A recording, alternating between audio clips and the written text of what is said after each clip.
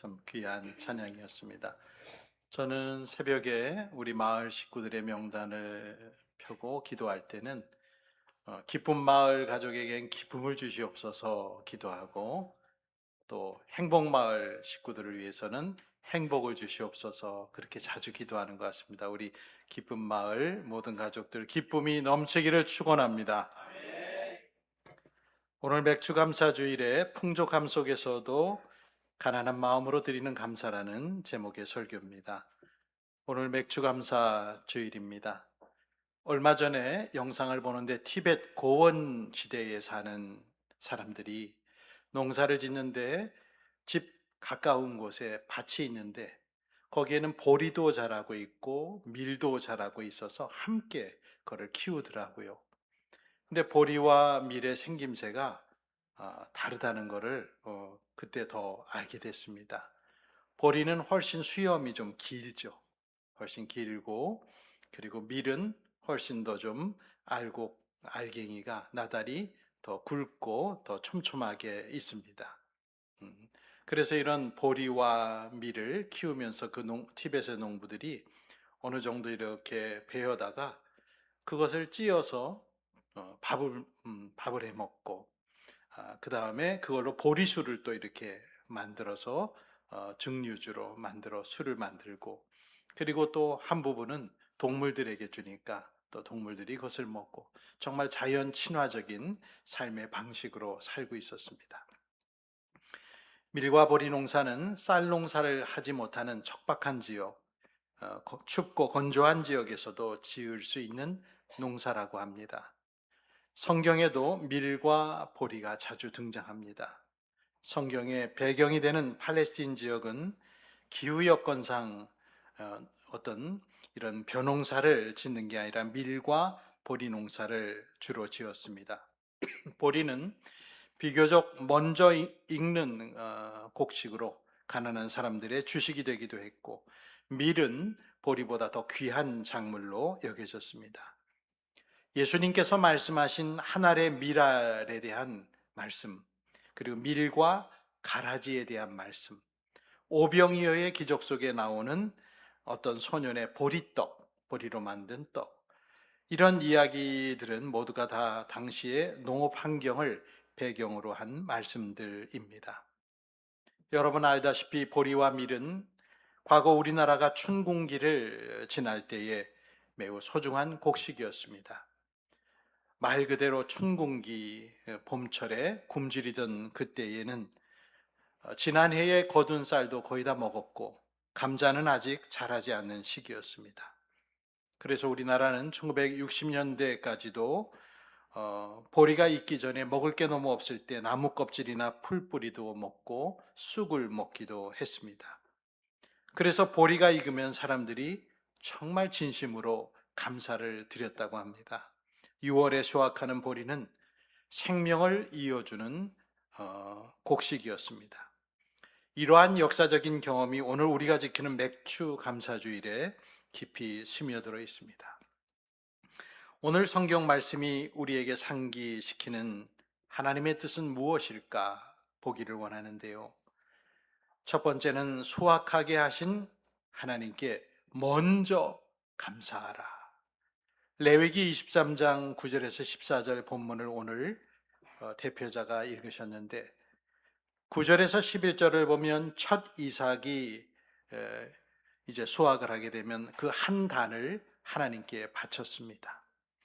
그 첫 이삭 한 단을 제사장에게 가져가면은 제사장은 그 단을 하나님 앞에 이렇게 흔드는 제물을 요제라고 부르죠.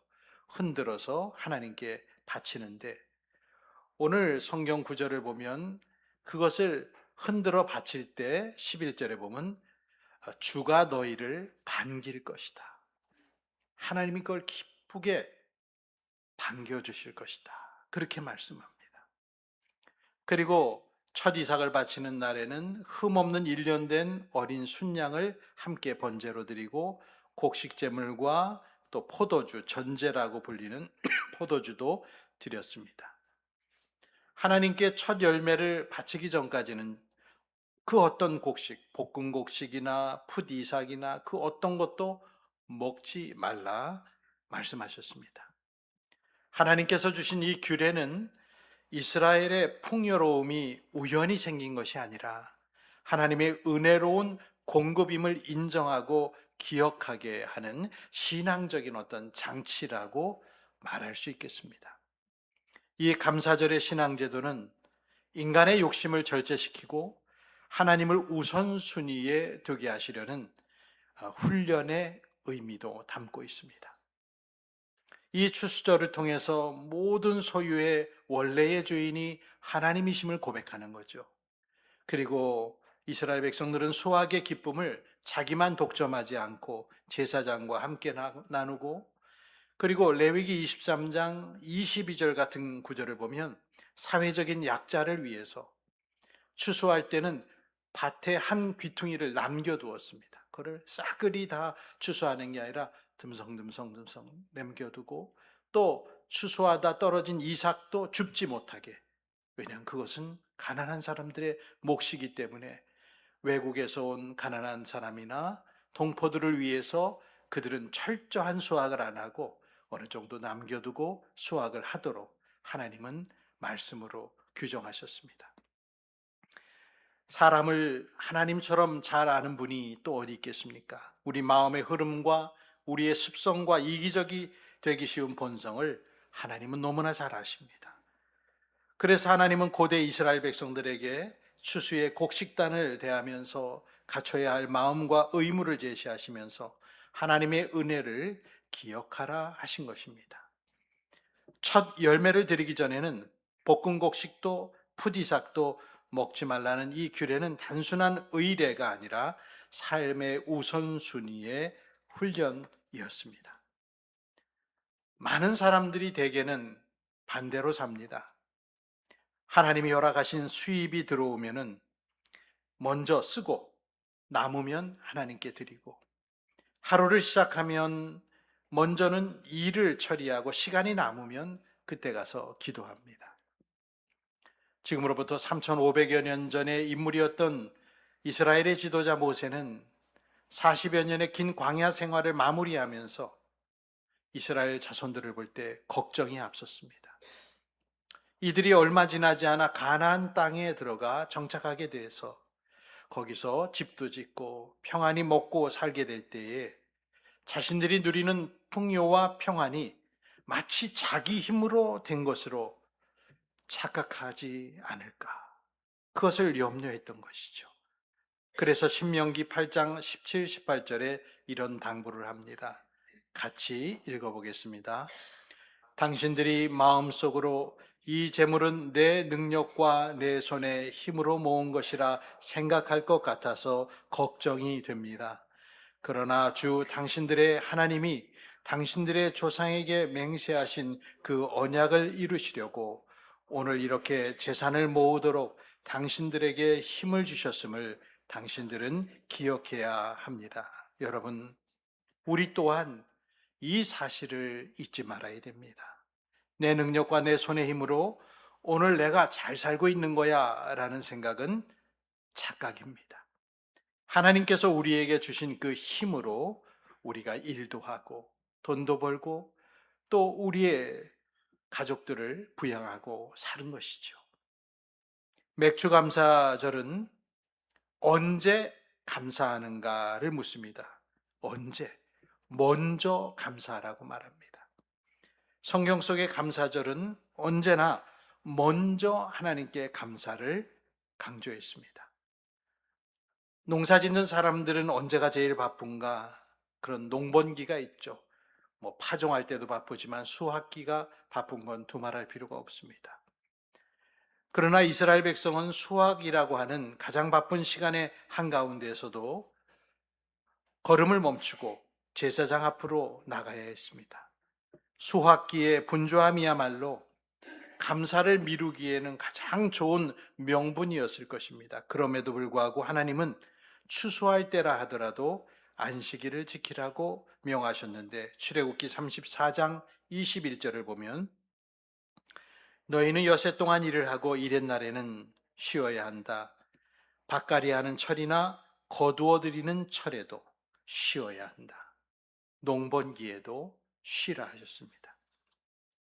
첫 열매를 하나님께 먼저 드리라는 이 감사에 대한 규례는 여유가 생기면 감사하라가 아니라 가장 바쁜 순간에 멈춰서 감사하라고 우리에게 메시지를 주고 있습니다.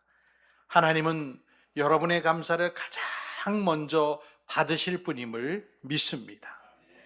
두 번째, 오늘의 메시지는 풍족함 속에서도 가난한 마음으로 감사를 드리도록 우리에게 도전하고 있습니다. 교육자이자 아동문학가로 살았던 2003년에 돌아가신 이호독 선생님이 계시는데요. 그분은 평소 가난하게 살아야 사람답게 산다 라는 말을 하셨습니다. 한번 내용을 읽어보면 이호독 선생은 이렇게 말했습니다. 사람은 가난하게 살아야 사람답게 된다. 가난해야 물건을 귀히 쓰고 가난해야 사람다운 정을 가지게 되고 그 정을 주고받게 된다. 먹고 입고 쓰는 것 모든 것이 넉넉해서 흥청망청 쓰기만 하면 자기밖에 모르고 반드시 망한다. 사람이 게을러지고 창조력이고 슬기고 생겨날 수 없다. 무엇이든지 풍족해서 편리하게 살면 사람의 몸과 마음이 병들게 되고 무엇보다 자연이 다 죽어버린다. 그러니 사람이 망하지 않고 살아가려면 반드시 불편하게 곧 가난하게 살아가야 한다. 이 이호독 선생님의 생각을 어떻게 받아들여야 될지 망설이는 분들이 있을 겁니다. 풍요와 풍부와 소비를 미덕으로 알고 추구하는 지금 이 세상 속에서 가난하게 살아야 사람답게 살 수 있다는 이 선생님의 발언은 과거 시대 사람의 지나친 이상론으로 보일 것 같습니다. 예수님은 어떻게 말씀하셨을까요? 누가복음 12장 15절에 보면 그리고 사람들에게 말씀하셨다. 너희는 조심하여 온갖 탐욕을 멀리하여라.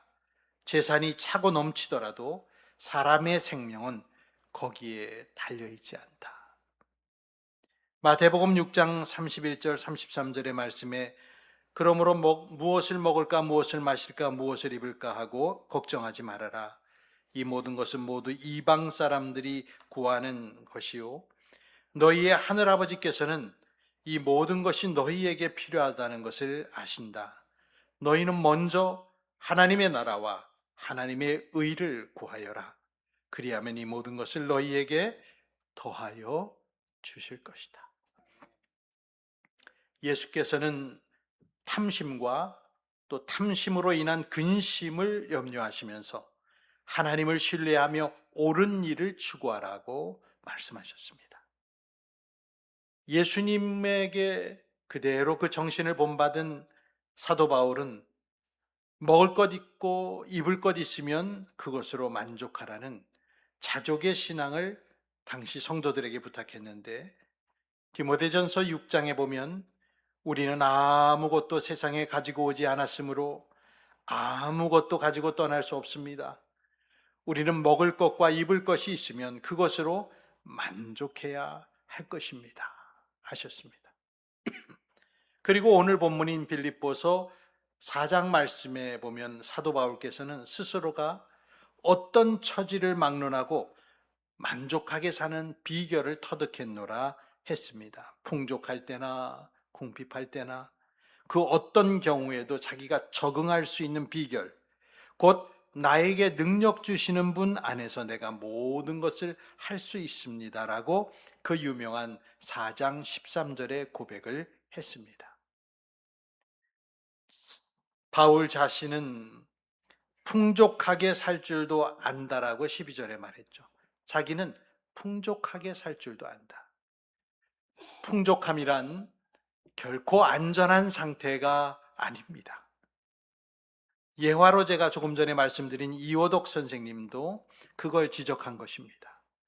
먹고 입고 쓰는 모든 것이 넉넉해서 흥청망청 쓰기만 하면 자기밖에 모르고 반드시 망한다. 사람이 게을러지고 창조력이고 슬기고 생겨날 수 없다. 무엇이든지 풍족해서 편리하게 살면 사람의 몸과 마음이 병들게 되고 무엇보다 자연이 다 죽어버린다. 일리가 있는 말이죠.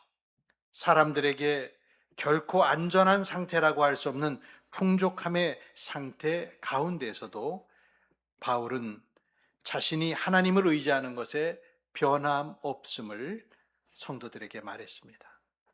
보통은 부유하게 되면 마음이 교만해지고 하나님을 잊어버리는가 하면 풍족함 속에서 어리석은 부자같이 망하기도 합니다. 누가복음 12장에 나온 어리석은 부자는 날마다 연회를 하고 놀고 먹고 하다가 그리고 재산을 쌓을 그 궁리만 하다가 죽어간 사람이죠.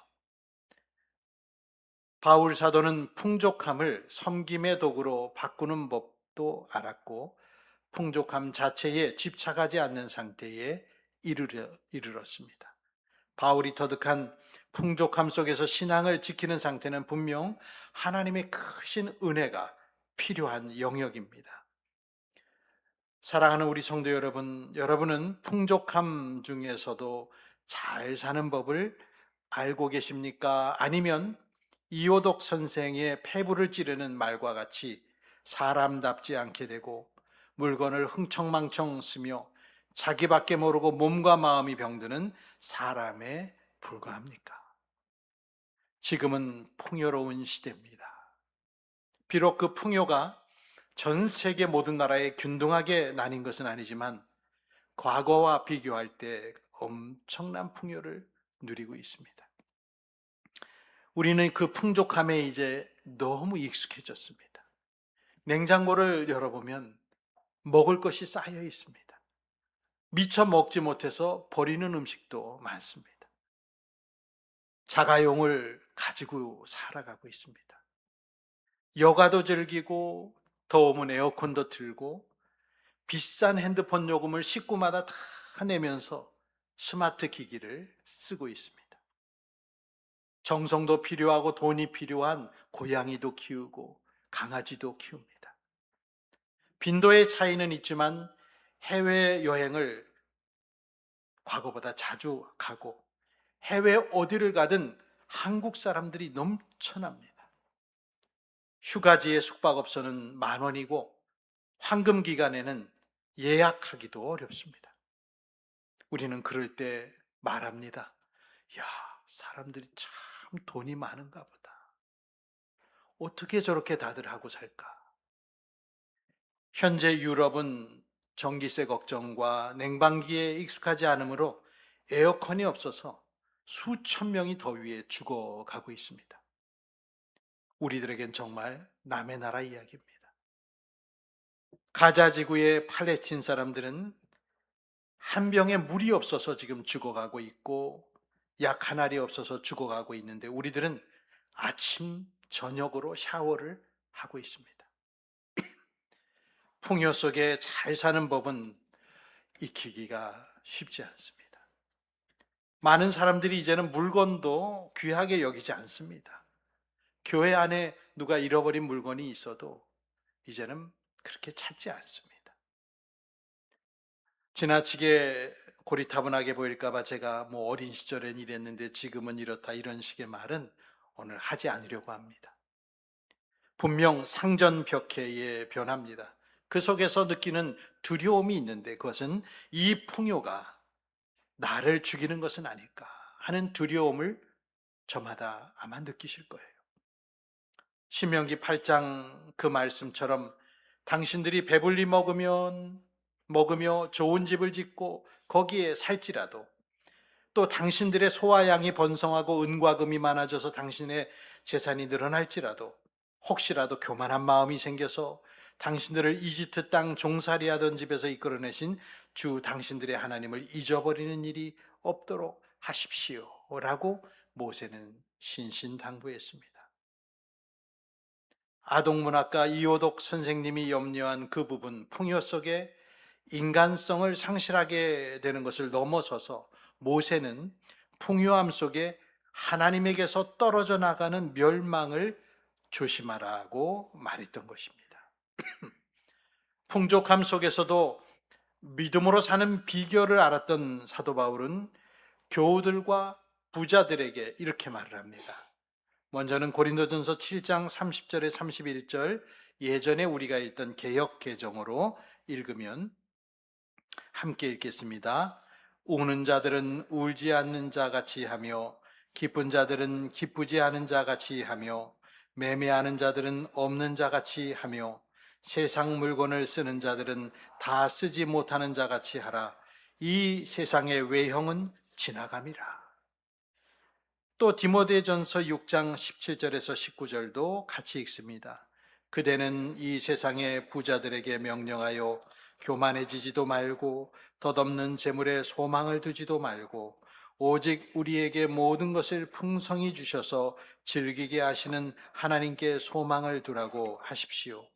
또 선을 행하고 좋은 일을 많이 하고 아낌없이 베풀고 즐겨 나누어 주라고 하십시오. 그렇게 하여 앞날을 위하여 든든한 기초를 스스로 쌓아서 참된 생명을 얻으라고 하십시오. 부자들에게 이렇게 가르치라고 디모데에게 말한 것이죠. 우리도 이 말씀을 받아들여서 이처럼 살았으면 좋겠습니다. 풍족할 때나 부족할 때나 배부를 때나 굶주릴 때나 그 어떤 경우에도 적응을 하면서 믿음으로 살아갈 수 있는 비결을 가진 그리스도인, 그것이 바로 나에게 능력 주시는 자 안에서 나는 모든 것을 할 수 있다라는 그 말의 참 뜻입니다. 풍족한 삶과 가난한 삶 모두가 나를 해치지 않게 사는 것이 진정한 그리스도인의 영성이 아니겠습니까? 여러분, 풍요함 속에서도 하나님을 잊지 마시길 바랍니다. 그리고 가난과 결핍 속에서도 감사를 잊지 마시기 바랍니다. 오늘 주보 한켠의 목회 칼럼에 제가 쓴 예화로 나온 미국의 모델인 미란다 커 부부가 있는데요. 이 부부가 미국 캘리포니아 가난한 사람들, 병원비를 내지 못한 사람들을 위해서 무려 7,500억 원을 기부해서 26만 명의 의료 부채를 탕감해 줬습니다. 26만 명이 지고 있는 캘리포니아 사람들의 의료 부채를 이 부부가 해결해 준 거죠. 정말 멋있는 사람들이 아닐 수 없습니다. 돈을 다룰 줄 아는 비결을 알고 있는 사람 같습니다. 디모데전서 6장 18절에 나온 부자들을 향한 권면, 선을 행하고 좋은 일을 많이 하고 아낌없이 베풀고 즐겨 나누어 주라고 하십시오. 이것을 실천한 부부가 아닐까요? 7,500억 원입니다. 맥주감사주의를 맞아서 우리 모두 감사하는 신앙을 회복하기를 바랍니다. 오래전에 한국교회 성도들은 정말 먹을 것이 절대적으로 부족하던 시절에 보리와 밀을 추수한 후에는 그렇게 말했답니다. 하나님께서 또 한 번 생명을 이어주셨구나 라고 감사하며 맥주감사주의를 지켰습니다. 가난 속에서 자족하는 법을 배우는 것도 중요하지만 풍족함과 풍요함 속에서 가난한 마음으로 감사드릴 줄 아는 그리스도인이 되는 것 역시 중요합니다. 통장에 조금만 돈이 불어나도 그것 때문에 얼굴빛이 바뀌는 사람들이 있습니다. 말투도 변하고 신앙의 자세마저도 바뀌는 그런 어리석은 사람들이 우리는 되지 말아야 되고, 어떤 처지에서도 스스로 만족하고 적응하며 하나님께 감사해야 되겠습니다. 소비 지상주의에 매몰되어서 풍요 속에 망하는 기독교 신자들이 되지 맙시다.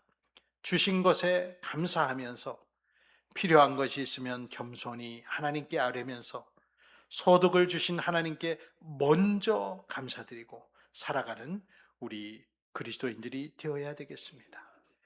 마지막으로 오늘 본문인 빌립보 4장 12절과 14절을 함께 큰 목소리로 봉독하고 싶습니다. 함께 나는 비천하게 살 줄도 알고 풍족하게 살 줄도 압니다. 배부르거나 굶주리거나 풍족하거나 궁핍하거나 그 어떤 경우에도 적응할 수 있는 비결을 배웠습니다. 나에게 능력을 주시는 분 안에서 나는 모든 것을 할 수 있습니다. 아멘. 기도드리겠습니다. 주님, 우리가 가진 모든 것을 주신 주 하나님, 재물보다 먼저는 우리 몸과 마음을 허락해 주신 것을 감사드립니다. 나라고 하는 인격체를 허락해 주시고 주의 자녀 삼아 주셨으니 필요한 것들을 하나님께 공급받고 우리 이웃에게 흘려보내는 복의 통로가 되게 해 주시옵소서. 대한민국의 놀라운 발전과 풍요를 누리면서도 아직도 여전히 절대 빈곤과 굶어 죽는 사람들이 존재하는 나라와 사람들을 기억할 때 우리가 해야 할 일들이 많다는 것을 깨닫습니다. 우리 교인들이 풍요와 비천 그 두 가지 모두에 넘어지지 말게 도와주시고 그 어떤 경우에도 살아갈 수 있는 능력을 주시옵소서. 보리도 주시고 밀도 주신 주님 감사합니다. 예수 그리스도의 이름으로 기도드리옵나이다. 아멘. 복음송 날마다 숨쉬는 순간마다 우리 찬양을 드립니다.